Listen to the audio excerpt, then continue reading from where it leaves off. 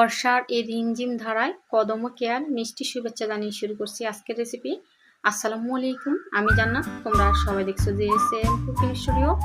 বরাবর মতো তোমাদের মাঝে নতুন আরেকটি রেসিপি নিয়ে হাজির হয়েছি। আর আজকে তৈরি করে দেখাবো আমড়া পোড়ার শরবত। আশা করি রেসিপিটি ভালো লাগবে। মূল উপকরণে চলে এলাম। তো এখানে দেখো আমি 4টি আমড়া নিয়েছি, আর আমড়াগুলো এখন আমি পুড়ে নিব। যেহেতু আমার এখানে লার্কি চুলার কোনো ব্যবস্থা নেই, যেহেতু আমি এখানে ইন্ডাকশন ওভেনে আমড়াগুলো পুড়ে নিচ্ছি। আর এই ওভেনের সাথে কিন্তু এই জালিদার স্ট্যান্ডারটা ছিল, যখন কিনেছিলাম তখন এটা আমাদের দিয়েছে এর সাথে। এখন আমি এই স্ট্যান্ডারে আমড়াগুলো পুড়ে নেব। তো এক পাশ পোড়ানো হয়ে গেছে, অন্য পাশটা উল্টিয়ে নিচ্ছি। আর চুলার স্পিডটা কিন্তু একদম ফুল হিটে আছে, তোমরা দেখতে পাচ্ছ। তো চুলাটা একেবারে গরম, আর স্ট্যান্ডটাও অনেক গরম হয়ে গেছে। আর আমড়াগুলো আমার পোড়ানো হয়ে গেছে, সেটা আমি আর দেখাইনি। অফ ক্যামেরা আমড়াগুলো পুড়ে নিয়েছি। এবারে পোড়ানোর সাথে সাথে আমি ঠান্ডা পানিতে আমড়াগুলো দিয়ে দিচ্ছি, এত করে খোসাটা ছাড়াতে সুবিধা হবে। আর তোমাদের সাথে কথা বলতে বলতে আমি খোসা ছাড়িয়ে নিচ্ছি। তো ঠান্ডা পানিতে দিলে সুবিধা হয় খোসাটা ছাড়াতে, আর তেমন একটা অসুবিধা হয় না।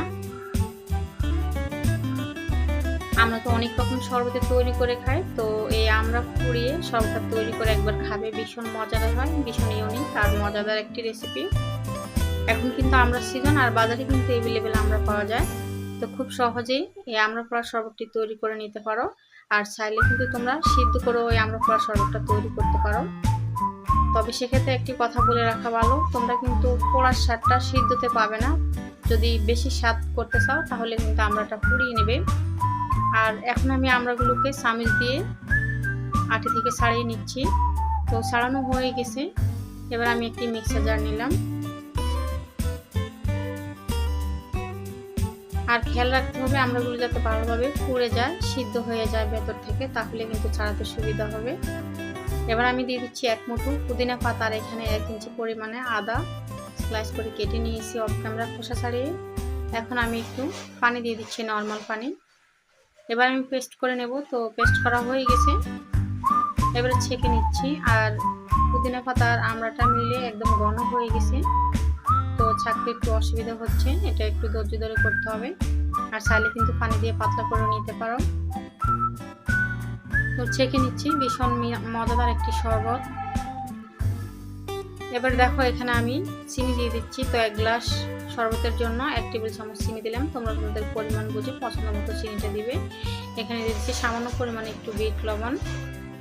আর আমড়াগুলো আমার কয়েকদিন আগে বাসায় ছিল, সেজন্য আমড়াটা অনেকটা একটু পেকে গেছে, আর একটু মিষ্টি ভাব এসে গেছে।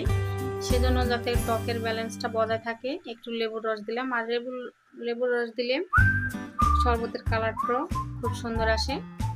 এবারে পরিমাণ মতো পানি দিয়ে দিচ্ছি। এবারে বরফ কুচি দিয়ে দিলাম। তো আসলে ডিপেন্ড করে তুমি কতটুকু পাতলা বা ঘন খেতে চাও, সেই অনুসারে পানি মিশিয়ে নেবে। এবারে পুদিনা পাতা দিয়ে সাজিয়ে দিচ্ছি। আর এর সাথে তৈরি হয়ে গেল আমার আমড়া পোড়া শরবত। কেমন লাগলো আমার আজকের রেসিপি? ভালো লাগলে একটি লাইক করে দিও। আর প্রতিদিনের নতুন নতুন রেসিপি পেতে চ্যানেলটি সাবস্ক্রাইব করে পাশে থেকো। সবাই ভালো থেকো। আল্লাহ হাফিজ আর আসসালামু আলাইকুম।